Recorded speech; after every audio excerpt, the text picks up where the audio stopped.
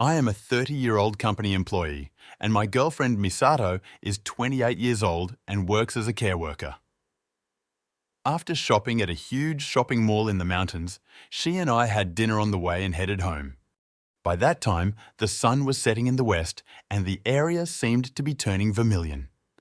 It was nearing the end of the year, it was getting really cold, and most of the trees in the mountains were dead, giving the view from the car a somewhat lonely atmosphere.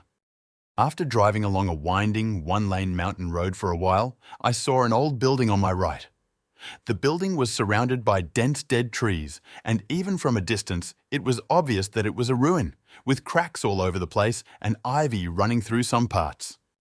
Misato, sitting in her passenger seat, furrows her eyebrows and says, "Hey, I wonder what that is. Is it an abandoned hospital or something?"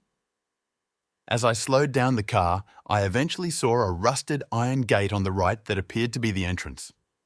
At that moment, something bothered me, so I turned the steering wheel to the right, crossed the road, and stopped the car in front of the gate. The left side of the left and right gates had collapsed into the premises, and there was only one on the right side, making it easy to enter the premises and giving it a desolate atmosphere. Then, when I looked at the old vertical sign next to the right gate from the car window, I saw the words Nanashi Municipal Psychiatric Hospital Isolation Ward. "It used to be an isolation ward for mentally ill people," she muttered as she turned her gaze to Misato next to her. She froze, staring at the other side of the broken and fallen rusty gate in front of her. Seeing the seriousness in her eyes, I couldn't help but ask, "What's wrong?" She muttered, There's someone running this way," and pointed in front of her. When she said that, I looked in the same direction and saw the grounds of the hospital, dyed vermilion by the western sun and the sloped gravel road between the shrubbery. And when that figure finally became obvious, I felt a shiver run down my spine. Misato too seems frozen in fear. It was a woman wearing a white hospital gown. She was running towards me, shaking her messy hair and screaming, looking terrible for some reason. When the woman finally came within 50 meters of us, Misato and I finally realized that she and I were in danger and returned to the car and sped away.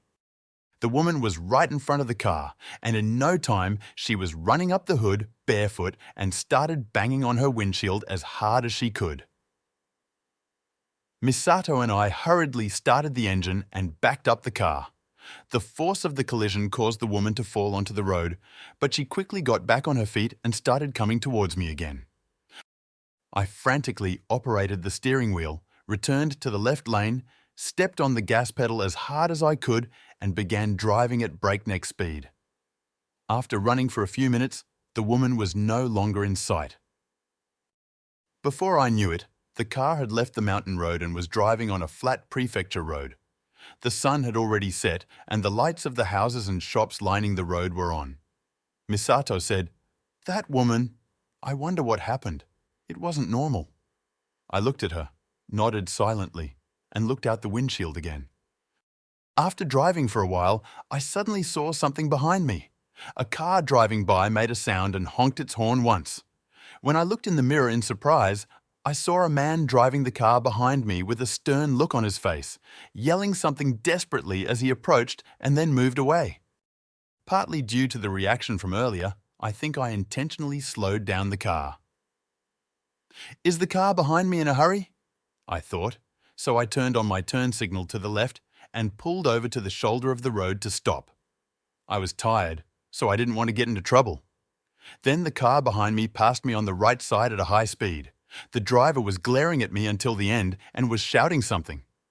I let out a sigh. I started running again.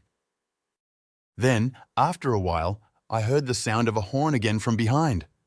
When I looked, I saw a large truck approaching behind me. "Eh? Truck?" Misato said, worried. She looked at my face. I had no choice but to pull into the convenience store that I saw in front of me on the left, cross the parking lot, and stop in front of the store. Then a truck also entered the parking lot and stopped a little further away. As I was looking to see if he was coming to complain about something, the driver's side door of the truck opened and a large man wearing work clothes got out. The man slowly walked through the dark parking lot. As he approached, he knocked on the window on my right. I lowered the window a little nervously, and the man looked into the car from above and said, "Brother, if you do something like that, the police will arrest you," the man said, looking astonished. "Didn't you notice?" To be honest, the man said this at the end. "Didn't you just drive off with a woman wearing white clothes on your hood?" My whole body froze in an instant. I stood there, stunned for a while. Suddenly, Misato grips her left hand tightly. I look to the side of her and see that she is shaking as she looks in the mirror. I grabbed her hand and said, "It's okay, it's okay." Afterwards, we took a short break at a convenience store. Misato turned to me and said, "Did that woman really exist?" But I didn't answer. All I could do was squeeze her hand. After that, we safely arrived at our destination. But ever since that day, I look back every time I drive. And sometimes I can't help but feel like someone is sitting in the back seat.